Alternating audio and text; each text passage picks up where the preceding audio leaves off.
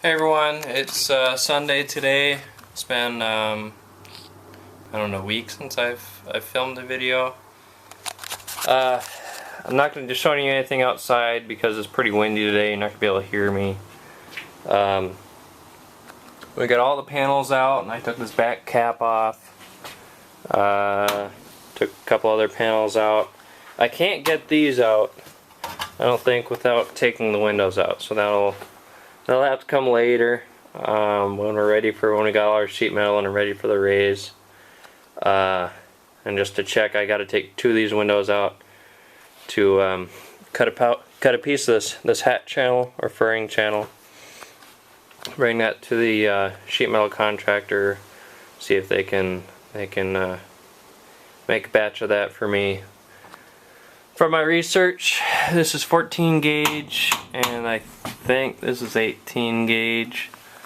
But yeah, so there is, you can see, there is insulation down here. It's kind of a pain to get to. There's also screws that go straight in, so that kind of catches on it. And unfortunately, I don't think we're going to be able to take this part out here. It's all welded to the hat channel. But I have gone through, taking some of the circuitry out. Everything here should just be for the two brake lights, turn signal, and backup light. And that's for each side. And then you've got the 8-way lights there that I've disconnected. And I'll be honest, when I talked to DMV, I mentioned this last video, but they said remove everything that makes it look like a school bus. And there's 3 red lights up here, one there, and then there's one there, and one, so there's 3 on the side as well. And there's, I think, 5 red lights in the front, or 3, I can't remember, it might just be 3. But I had Julie check. I was trying to figure out whether or not I should take them out, and I had Julie check. I said, okay, I'm going to put the signal light on, make sure they're not signal lights. They're not signal lights. So I ended up cutting them out because I thought it had something to do with the 8-way system, the light system. And then, of course, the day after, I was like, you know what, I bet those were running lights. And sure enough, they are running lights, so I've got to reconnect those. Took me a little while to figure out where I'm going to reconnect them to, but fortunately I left the running light power line intact, so I just got to run some of the cable that I got. So I've got that one, those 3, that one I'll wire up here, and there's one there and one there. So what Thomas had done is they had the big cable here on the channel there, and then they taped up over to the other side, and you can see these are yellow, and that's what really confused me. But I still have the wire clippings. I don't know why, but it's yellow here. Well, the rest of it's white. And where's that white cable? It's over there. That's my running light cable, and I checked that with a multimeter. I just touched the end of that to some of the sheet metal, turn the running light switch on. And then that was hot, so that's what it is. And you can see it goes over the main control cable, and then here's the 8-way control cable, and then that's got the heavier gauge. And I've got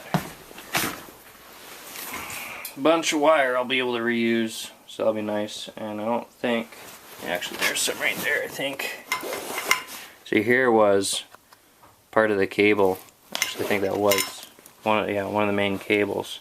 I don't know why, but when it's attached to the light, it's yellow. I don't know if that's designate running light or what, but it seems most the white in here designates power. See, all that white is power. And then you got your main battery. I don't know what you call it, but that's where the voltage comes in here. There's probably some switch with the ignition switch. And the 8-way control panel was here.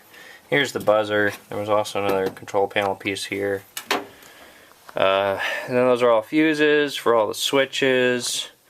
A little confused about this right here, this red. Which one is it? No, this white line right here is hot right now.